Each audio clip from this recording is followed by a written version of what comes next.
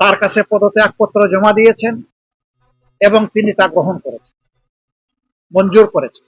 কিন্তু আমরা অবাক হই, পরবর্তী বছর অর্থাৎ 25 সালের প্রথম ভাগে একটি জাতীয় দৈনিকের একজন সম্পাদকের সাথে তিনি কথা বলতে গিয়ে, সাক্ষাৎকার দিতে গিয়ে তিনি পুরো বিষয়টাকে অস্বীকার করলেন।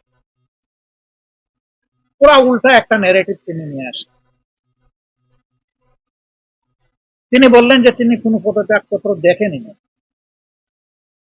তাহলে সেদিন বাংলাদেশের 12 কোটি মানুষের সামনে তিনি যে বক্তব্যটা দিলেন, সেখানে তিনি মিথ্যাচার করেছেন।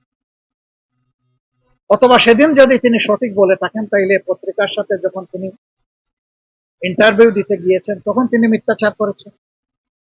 পরস্পর বিরোধী, সম্পূর্ণ পরস্পর বিরোধী দুইটা জিনিস তো সঠিক হতে পারে। আমি সেই দিনই আমার প্রতিক্রিয়া ব্যক্ত করে বলেছিলাম যে দুইটার যে কোনো একটা মিথ্যা হবে। যদি একটাও মিথ্যা হয়, যে কোনো একটা, তাহলে প্রেসিডেন্ট তার শপথ ভঙ্গ করেছে।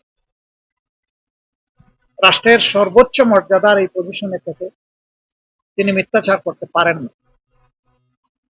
আমি বলেছিলাম যে তিনি এখন আর এই পদে থাকার নৈতিক অধিকার হারিয়েছেন। আমি বলেছিলাম তার জন্য উত্তম হবে নিজ থেকে সরে যাওয়া।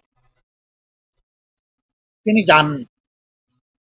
বর্তমান সরকারও তাকে সরায়নি, বরঞ্চ যে মানুষটা স্বৈরাচারের দূষর ছিল তাকে সরকার রেখে দিল এবং জোর করে তাকে দিয়েই জাতীয় সংসদের প্রথম অধিবেশনের উদ্বোধনী দিনে আমাদেরকে ভাষণ শোনানোর কসরত করা হলো। আমরা বিরোধী দল তার প্রতিবাদ করলাম। আমরা বললাম যে এমন কাউকে সংসদে ভাষণ দেওয়া ব্যবস্থা করা উচিত হবে না যিনি স্বৈরাচারের দূষর ছিলেন, যিনি গণহত্যার সাক্ষী নন, সহযোগী ছিলেন। কিন্তু সরকারি দল তাই করল। আমরা সংসদ থেকে ওয়াক আউট করলাম। আমরা ওয়াক আউট করে বের হয়ে আসলাম। তারা শুনলেন। তারপরে এই সংসদে আমরা অবাক হয়ে দেখলাম যে 300 সদস্যের মধ্যে, অবশ্য 300 তখন ছিলেন না, 298 ছিলেন। 298 এর মধ্যে 5 জন মানুষও প্রেসিডেন্টকে ধন্যবাদ জানাননি তাদের বক্তব্যে, কারণ তিনি সেই ধন্যবাদ পাওয়ার উপযুক্ত না। সরকারি দল সন্তোষ প্রকাশ করলো যে হাসিনার নিয়োগ দেওয়া প্রেসিডেন্টের মুখ দিয়ে আমরা হাসিনাকে ফ্যাসিস্ট বলাতে পেরেছি, এটাই আমাদের বিজয়। জনগণ এটা পছন্দ করেন। শেষ পর্যন্ত আজকে তিনি পদত্যাগ করলেন।